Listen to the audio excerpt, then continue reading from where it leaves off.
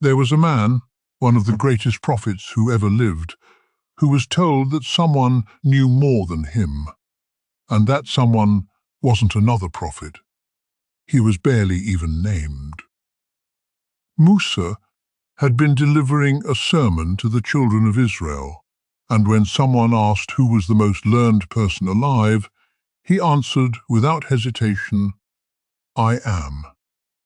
Allah then admonished him for not attributing all knowledge to Allah, and revealed to him that there was a servant at the junction of the two seas who possessed knowledge that Musa did not.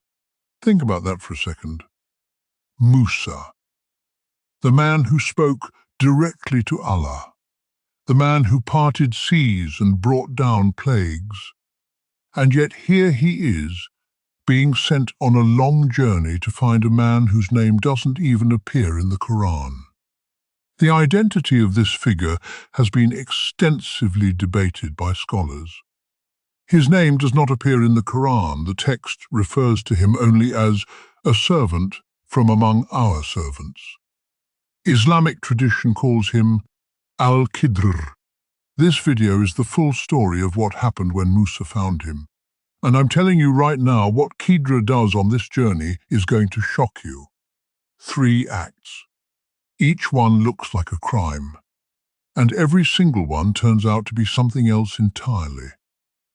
The last one, the 3rd act, is the one that quietly breaks you open, because by the time Khidr explains it, you realize it was never really about Musa and Khidr at all. It's about every hard thing that has ever happened to you that you couldn't understand. Stay with me. So let's go back to the beginning. Prophet Musa was once asked who was the most knowledgeable person, and he replied, "I am."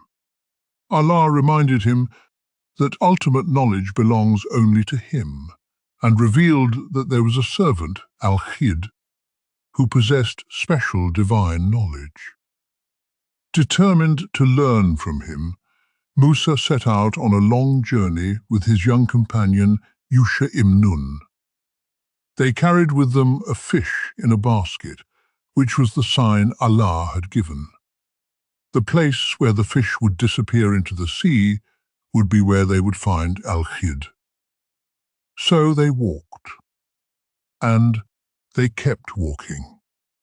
Miles of coastline, the sound of water on one side, the weight of purpose on the other. After traveling for some time, the two rested near a rock, where the fish miraculously slipped into the sea and swam away. But they didn't notice. They were tired, and they moved on past that spot. It was only later, when Musa asked for their meal, that Yusha remembered the fish was gone.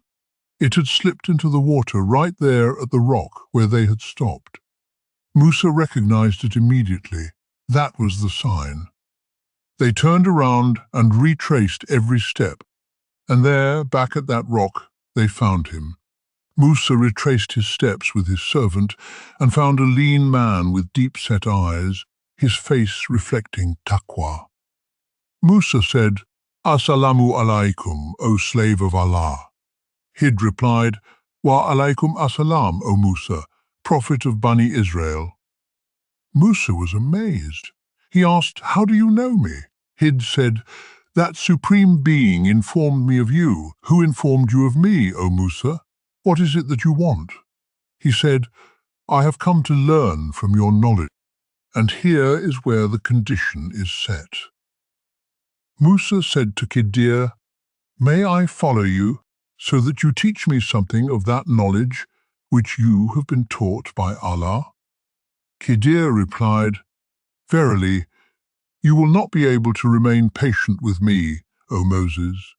I have some of the knowledge of Allah, which he has taught me, and which you do not know, while you have some knowledge, which Allah has taught you, which I do not know." Khidr wasn't being arrogant. He was being honest. He was warning Musa about something specific. Not that Musa was weak, but that what he was about to witness would go against everything his sense of justice was built on. Khidr said, Indeed, with me you will never be able to have patience. And how can you have patience for what you do not encompass in knowledge? Moses assured him that he would be patient and not disobey him in any matter. One condition, no questions. Whatever you see me do, say nothing until I explain it myself. Musa agreed, and they set off. Now here is where this story becomes something you feel in your chest. Both of them set out walking along the seashore. Soon a boat passed by and they requested the crew to take them on board. The crew recognized Al-Khidr and took them on board without fare. These were poor fishermen. They had nothing to give, and yet they gave their boat freely, out of love for this man. And then, right there on the boat, while the fishermen were still rowing, Khidr reached down and pulled a plank loose from the hull. He damaged their boat, the very boat that had just carried them for free. Musa couldn't hold it. These people gave us a free lift, and you've broken their boat to drown its people? Khidr looked at him. Did I not tell you that you would not be able to have patience with me? Musa caught himself. He apologized. He promised he wouldn't forget again.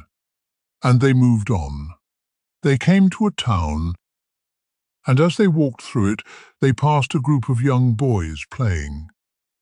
Khidr approached one of them, a boy, and took his life. Just like that. No explanation. Musa was horrified. He couldn't stay silent. You have killed an innocent soul who had done nothing wrong. This is something terrible. Throughout the journey, Prophet Musa struggled to maintain patience, as Al-Khidr carried out actions that appeared unjust and confusing. Despite his sincere promise to remain silent, his sense of justice and prophetic nature made it difficult for him to restrain his questions. Khidr reminded him again,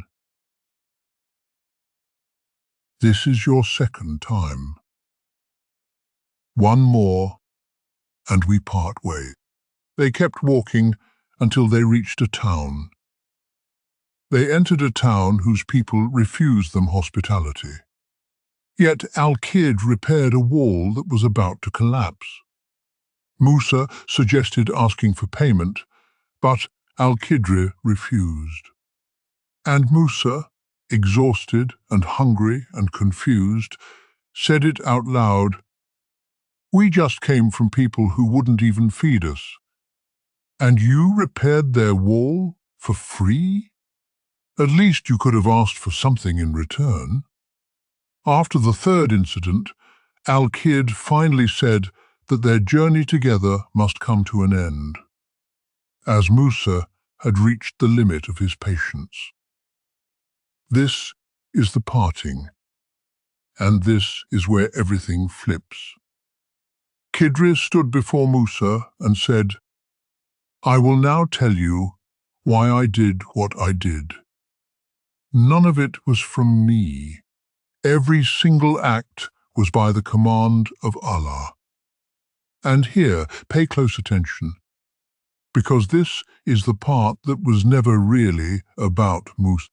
The ship which he had damaged belonged to a few poor people working in the sea, but a damage behind that was whole and working, but it looked like destruction was the only thing standing between those fish and everything. Khidr didn't break their boat, he saved it. Now the boy. She leave the boy. His parents were believers, and there was a fear that the boy would oppress them by his rebellion and disbelief, so Allah planned to take him away and give them another child instead who would be more righteous and kind. This is the one that stops you cold, to hold two things at once, the grief of a loss and the mercy hidden inside it. According to the majority of scholars of the past and present, if the boy had grown up, he would have oppressed and turned his innocent parents, who were believers, toward disbelief. The parents couldn't see what was coming. They only saw what they lost. But what Allah was protecting them from was far worse than what he took. The wall belonged to two orphan boys in the town. A treasure was hidden under them. Their father had been a righteous man. The town had refused them food. The wall was repaired without any compensation, people. And beneath it was they've tossed their treasure because it nothing. Beneath it was needed to be hidden and preserved, and belonged to two orphans and a treasure that their righteous father had needed to be found for them. The wall had to hold until they were old enough to claim what was theirs. And the only reason Allah protected those boys was because of the righteousness of their father, a man's good deeds, still shielding his children long after he was gone. A common lesson running through all three incidents provides valuable insights about trying to discern Allah's plan. Although the actions appeared to Musa as questionable and unjustifiable, they were done under divine guidance. And then Khidr said his final words, "I did not do any of this of my own accord."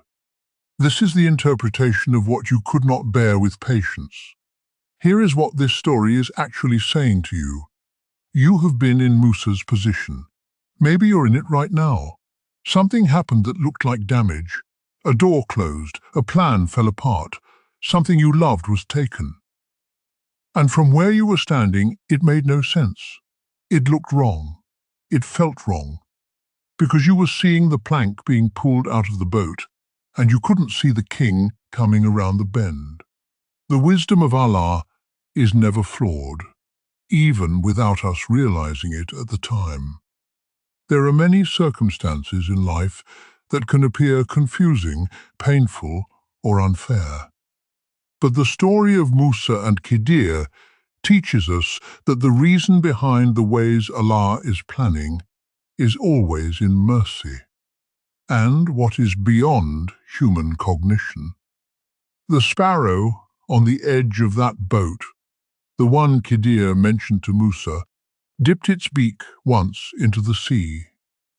Al-Khidr said, "O Moses, my knowledge and your knowledge have not decreased Allah's knowledge except as much as this sparrow has decreased the water of the sea with its beak. Everything you think you understand about your own life is that sparrow's beak. The ocean is still full."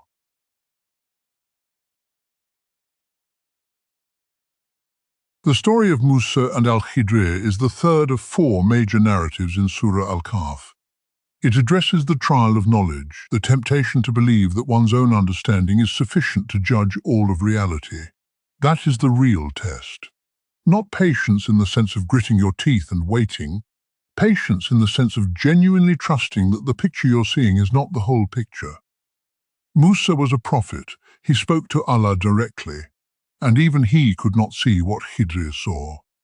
So when the hard thing happens to you, the one that makes no sense, the one that feels like a plank being ripped out, remember that somewhere downstream there is a king, and the damage might be the only thing keeping you whole.